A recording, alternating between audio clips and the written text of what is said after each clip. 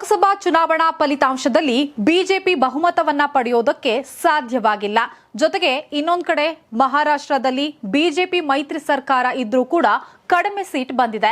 ಹೀಗಾಗಿ ಉಪಮುಖ್ಯಮಂತ್ರಿಯಾಗಿರುವಂತಹ ದೇವೇಂದ್ರ ಫಡ್ನವೀಸ್ ಅವರು ರಾಜೀನಾಮೆಗೆ ಮುಂದಾಗಿದ್ದಾರೆ.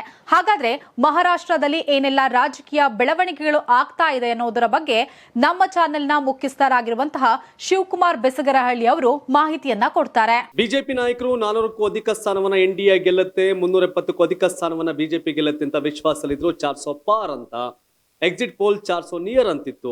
ಆದ್ರೆ ಜನ ಫಲಿತಾಂಶದಲ್ಲಿ 250ರ ಸಮೀಪ ಫಲಿತಾಂಶ ಅಂದ್ರೆ 240 ಬಿಜೆಪಿ ಗೆದ್ದಿದೆ, 300ರ ಸಮೀಪ ಎನ್ಡಿಎ ಗೆಲುವನ್ನ ಸಾಧಿಸಿದೆ. ಇದೀಗ ಬಿಜೆಪಿ ನಾಯಕರ ಒಂದ್ ರೀತಿ ತಮ್ಮ ಪರ್ಫಾರ್ಮೆನ್ಸ್ ಚೆನ್ನಾಗಿಲ್ಲ, ಹಾಗಾಗಿ ನಮ್ಮ ಪಾರ್ಟಿ ಸೋತಿದೆ ಅನ್ನೋ ಕಾರಣಕ್ಕೆ ಕೆಲವರು ಹೊಣೆಯನ್ನು ಹೊರಲಿಕ್ಕೆ ಮುಂದಾಗಿದ್ದಾರೆ.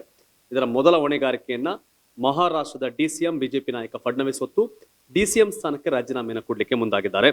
ಮಹಾರಾಷ್ಟ್ರದಲ್ಲಿ 48 ಸ್ಥಾನ ಬರುತ್ತೆ. 48ರಲ್ಲಿ ಎನ್ಡಿಎ ಮೈತ್ರಿಕೂಟ ಗೆದ್ದಿರ್ತಕ್ಕಂಥದ್ದು 17 ಸ್ಥಾನಗಳು.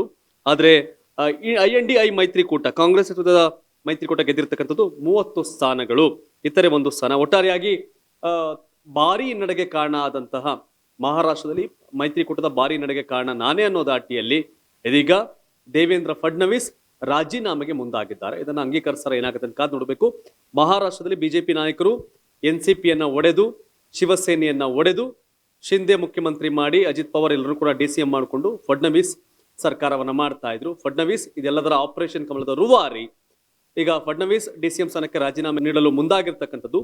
ಮಹಾರಾಷ್ಟ್ರ ರಾಜ್ಯ ಸರ್ಕಾರ ಪತನ ಆಗತ್ತ ಅನ್ನೋ ಚರ್ಚೆ ಕೂಡ ಶುರುವಾಗಿದೆ.